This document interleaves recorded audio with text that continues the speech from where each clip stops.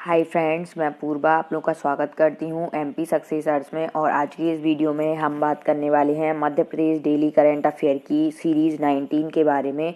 और ये जो करंट अफेयर है ये आपका है 24 जुलाई 2020 का। ठीक है, तो आज 24 जुलाई 2020 से जितने भी करंट अफेयर के क्वेश्चन बन सके हैं उनको हम यहाँ पर डिस्कस करेंगे। उससे पहले हम बात करें तो जो भी student MPSI, MP constable Madhya Pradesh के और जो अदर एग्ज़ाम हैं, सब इंजीनियर वगैरह, ठीक है, एमपी टेट हुआ और जो आपका जेल पहरी वगैरह है, अगर उनकी प्रिपरेशन कर रहे हैं आप लोग, ठीक है, और आप लोग जो है टेस्ट सीरीज ज्वाइन करना चाहते हैं तो आपको यहाँ पर जो है परीक्षा ऐप डाउनलोड करना होगा। डिस्क्रिप्शन बॉक्स में मैं लिंक दे दूँगी, तो आप लोग वहाँ से डाउनलोड कर लेना। और आप अगर कोई भी टेस्ट सीरीज परचेज़ करते हैं, ज्वाइन करते हैं, तो उसमें आप जो है कूपन कोड अगर यूज़ करें MSuccess40 तो इसमें आपको 40% का डिस्काउंट रहेगा। ठीक है, और ये जो डिस्काउंट है ये फर्स्ट 100 यूजर्स के लिए है। तो अगर आप लोग ज्वाइन करना चाहते हैं तो जल्दी से जल्दी ज्वाइन कर लें। ठीक है, और इस टेस्ट सीरीज़ में आपको ये है फुल लेंथ टेस्ट सीरीज़, ये आपको इसमें मिलेगी।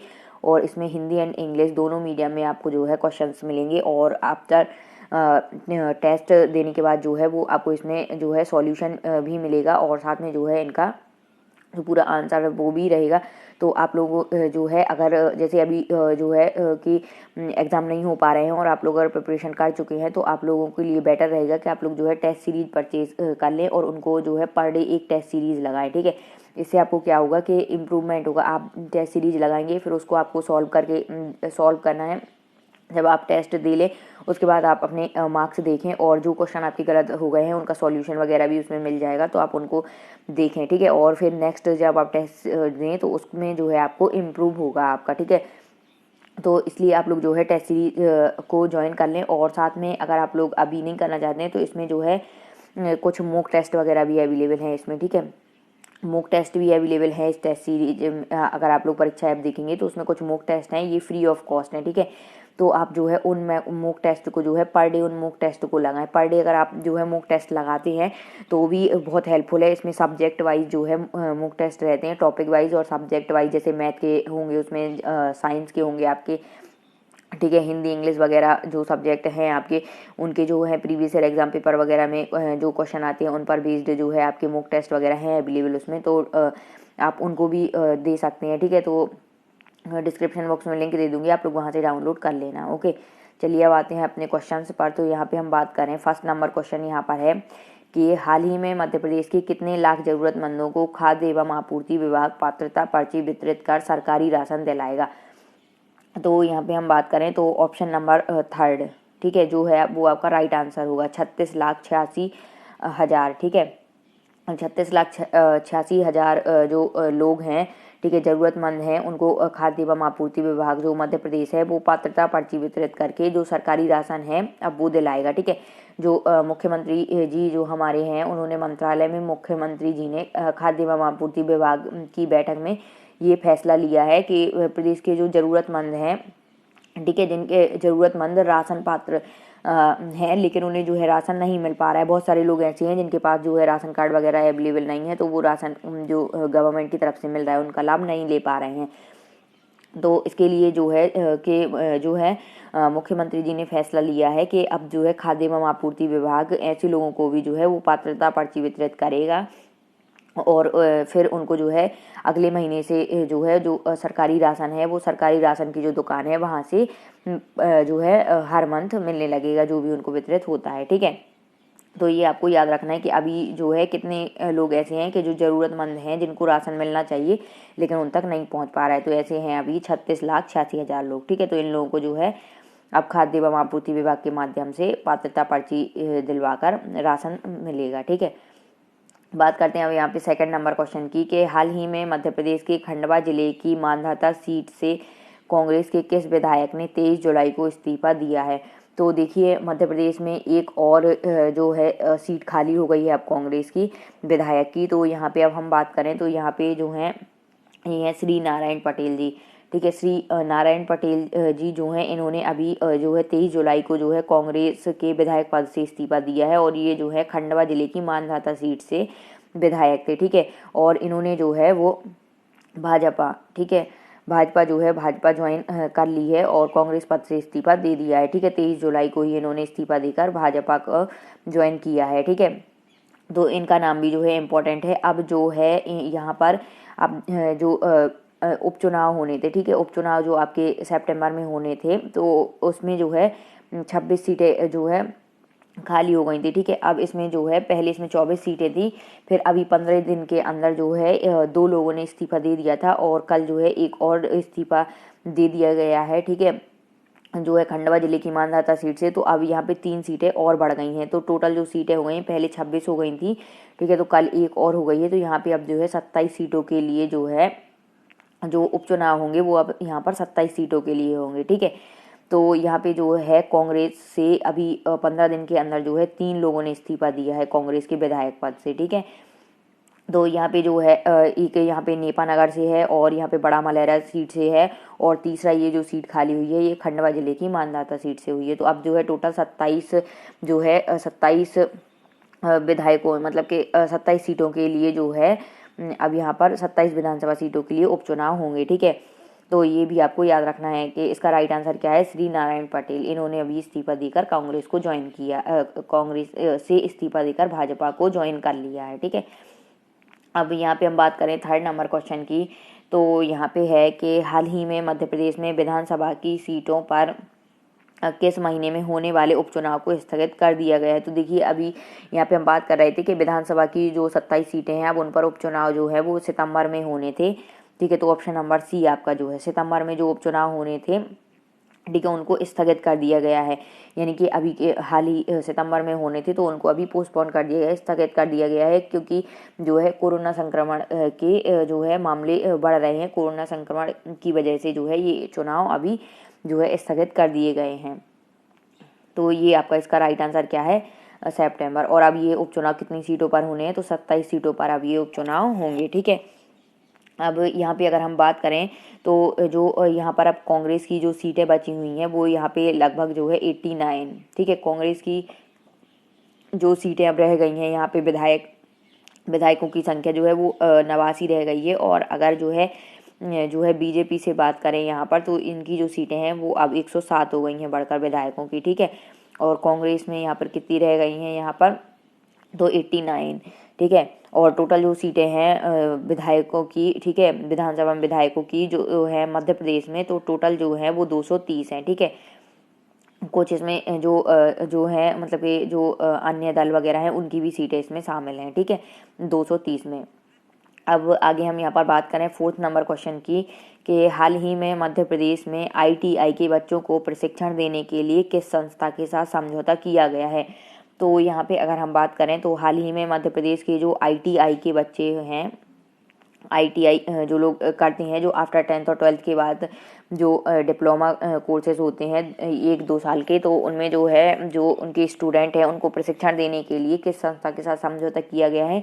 तो यहाँ पे है क्रिस्प। ठीक है, क्रिस्प जो है ये मध्य प्रदेश की एक संस्था है। ठीक है, तो ये जो संस्था है ये जो है ऑनलाइन प्लेटफॉर्म पर वर्क करती है। ठीक है, तो उसी के साथ इन्होंने समझौता किया है जिससे जो है ऑनलाइन माध्यम से अब इन बच्चों को जो है वो जो है शिक्षा मिल सके और इनको जो है पूरा जो भी मतलब कि इनकी क्लासेस वगैरह हैं रेगुलर और जो डिप्लोमा है वो इनका कंप्लीट करवाया जाए। ठीक है, तो इसी के लिए यहाँ पे जो है अब इनके साथ समझौता किया है। और ये जो क्रिस्प है ये भोपाल के अंदर आता है। ठीक है, इसका जो मेन ऑफिस है क्रिस्प का ये किस में है, भोपाल।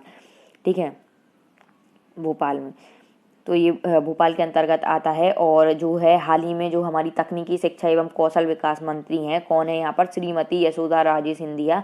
उन्होंने कहा है कि प्रदेश में ITI के बच्चों को डिजिटली अपडेट करने में centre for research and industrial staff performance क्रिप्स की मदद ली जाएगी। ठीक है, तो ये जो क्रिस्प है इसका फुल फॉर्म क्या है, सेंटर, ठीक है, centre for research and industrial staff performance. ठीक है, तो ये भी आप याद रख लेना क्या है इसका फुल फॉर्म, आप लोग याद रख लेना। ठीक है, क्या है, centre for research and industrial staff performance. ठीक है, तो इतना आपको इसमें याद रखना है।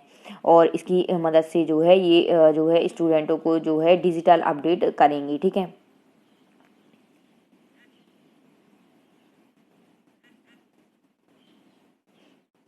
अब यहाँ पर नेक्स्ट क्वेश्चन की बात करें तो यहाँ पर 5th नंबर क्वेश्चन है यहाँ पर कि हाल ही में मध्य प्रदेश के मुख्यमंत्री शिवराज सिंह चौहान ने सीहोर के किन दिव्यांग जूडो खिलाड़ियों से भेंट की है।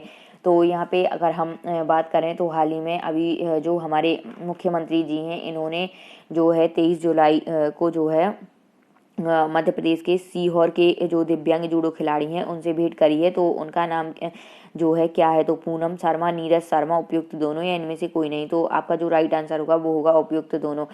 ये जो पूनम शर्मा और नीरज शर्मा हैं, ये दोनों ही जो हैं दिव्यांग जूडो खिलाड़ी हैं मध्य प्रदेश के, और ये मध्य प्रदेश के सीहोर के हैं। और ये दोनों ही जो हैं, और ये दोनों जो है सगे भाई बहन है, ठीक है। तो यहाँ पे हम बात करें कि मुख्यमंत्री जी ने इनसे जो है भेंट करी है, और यहाँ पर जो है ये सुश्री पूनम शर्मा और जो नीरज शर्मा हैं, ये दोनों जो है अंतर्राष्ट्रीय और राष्ट्रीय स्तर के खिलाड़ी हैं, ठीक है। और ये जो हैं ये सरदार नगर सीहोर से निकलकर जो है राष्ट्रीय और अंतर्राष्ट्रीय स्तर पर जूडो में उपलब्धियां इन्होंने अर्जित करी हैं, ठीक है। 2018 और 2019 में जो कॉमनवेल्थ जो चैम्पियनशिप वगैरह और एशियन चैम्पियनशिप में इनने जो है प्रतिनिधित्व किया है, ठीक है। और इन्होंने जो है 7 अंतर्राष्ट्रीय और 3 राष्ट्रीय मेडल भी प्राप्त हुए हैं। दोनों जो है भोपाल में ही रहकर अभी जो है इसमें जो है अध्ययन कर रहे हैं। जूडो की जो प्रैक्टिस वगैरह होती है वो कहाँ से कर रहे हैं, भोपाल में। तो इनसे जो है चौहान जी ने भेंट करी है, ठीक है। तो इनका नाम आप लोग याद रखना कि ये दोनों क्या है, जो है दिव्यांग जूडो खिलाड़ी हैं मध्य प्रदेश से, ठीक है। इसलिए मैंने ये क्वेश्चन यहाँ पर लिया है, ठीक है। अब आगे हम यहाँ पर बात करें तो 6 नंबर क्वेश्चन की हम बात करें तो यहाँ पर है कि हाल ही में मध्य प्रदेश के मुख्यमंत्री श्री शिवराज सिंह चौहान कौन सी राष्ट्रीय परियोजना को प्रदेश के पिछड़े और सूखाग्रस्त क्षेत्रों को सिंचित करने और पेयजल उपलब्ध कराने की दृष्टि से शीघ्र पूर्ण करवाने की तैयारी में है।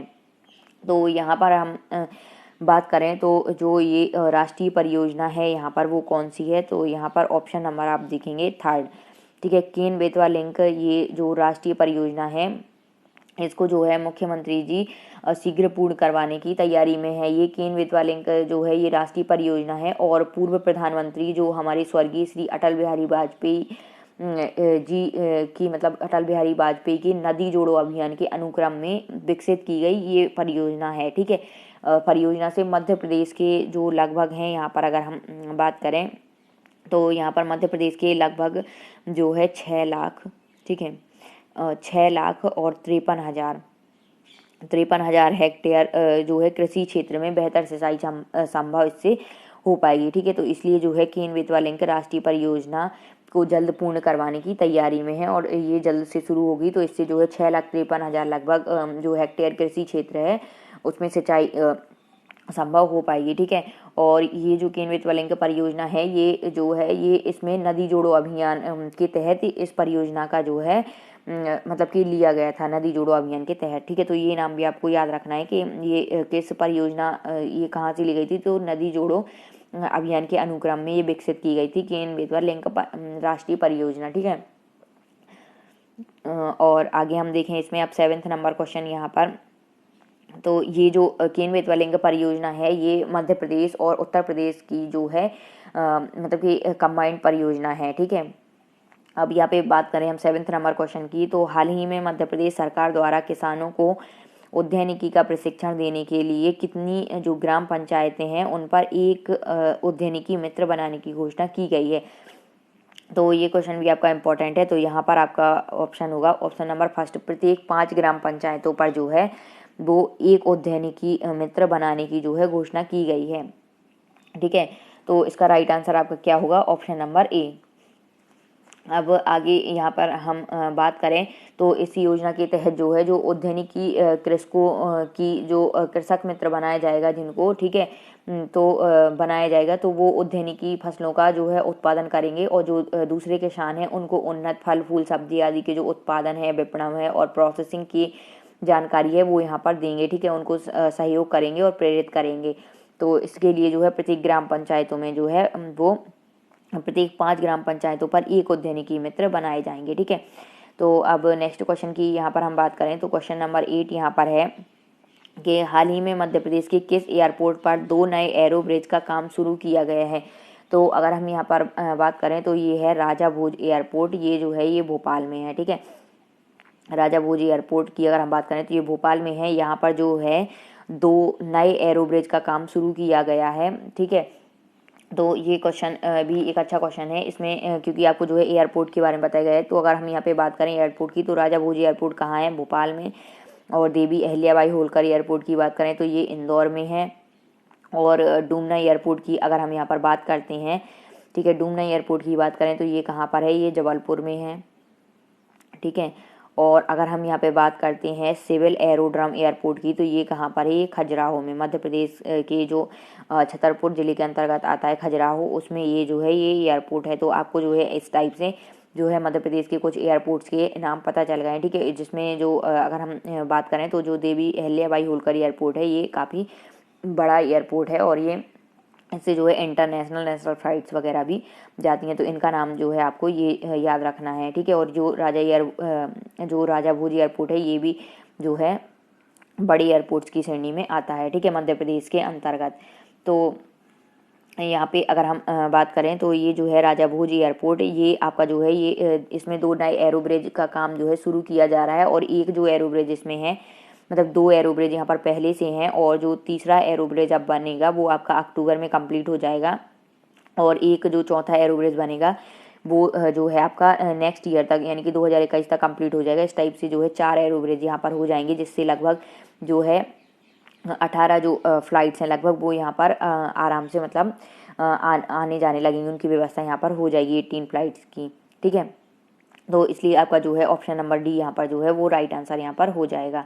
ठीक है, अब आगे हम यहाँ पर बात करें तो क्वेश्चन नंबर 9 की, तो यहाँ पर है कि हाल ही में 23 जुलाई को मध्य प्रदेश में जन्मे किस क्रांतिकारी की 114वीं जयंती मनाई गई है? तो यहाँ पर अगर हम बात करें तो यहाँ पर है राइट आंसर चंद्रशेखर आज़ाद। चंद्रशेखर आज़ाद का जन्म जो है मध्य प्रदेश के झाबुआ जिले के भाभरा गांव में हुआ था। ठीक है, इनका जन्म, और इनका जन्म जो हुआ था वो हुआ था 23 जुलाई। ठीक है, 23 जुलाई कब हुआ था? 1906 में। ठीक है, तो इनका नाम आपको जो है याद रखना है। इनकी अभी जो है हाल ही में 114वीं जयंती यहाँ पर मनाई गई है। ठीक है, अब आगे हम यहाँ पर बात करें तो यहाँ पर 10th नंबर क्वेश्चन है कि हाल ही में मध्य प्रदेश के किस जिले में स्थित देवरी घड़ियाल इको टूरिज्म सेंटर को फिर से 1 अगस्त से शुरू किया जा रहा है? तो आपको पता है कि मध्य प्रदेश में मतलब कि इंडिया में जो है लॉकडाउन स्टार्ट हुआ था फरवरी से, तो जो कोरोना वायरस के कारण, तो इसी के चलते हुए जो है वो जो घड़ियाल इको टूरिज्म है, देवरी घड़ियाल इको टूरिज्म, ये जो है ये बंद कर दिया गया था। और अब जो है ये 1 अगस्त से फिर से जो है मतलब कि यहाँ पर ओपन कर दिया जाएगा। तो ये जो है इको टूरिज्म ये कहाँ पर है?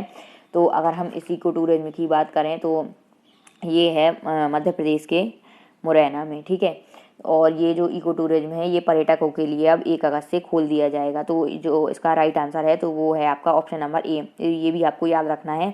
इस टाइप के कुछ क्वेश्चन है ये स्टैटिक जीके में भी पूछ लिए जाते हैं कि जैसे देवरी घड़ियाल इको टूरिज्म जो है वो कहाँ पर है मध्य प्रदेश में? तो ये मुरैना जिले में है। ठीक है, तो इस टाइप से आपको इनका ये याद रखना है। तो ये जो 10 क्वेश्चन थे आपके ये मध्य प्रदेश के करंट अफेयर के, तो हमने यहाँ पर देखे। तो thanks for watching my videos. Please like share and subscribe. Video को ज़्यादा से ज़्यादा लाइक करना है, शेयर करना है, और चैनल पर नए हो तो चैनल को सब्सक्राइब कर लेना है। इस टाइप की लेटेस्ट वीडियोज़ आपको मिलती रहेंगी। और किसी भी क्वेश्चन में आपको डाउट है तो आप लोग जो है कमेंट बॉक्स में पूछ सकते हैं। Thank you.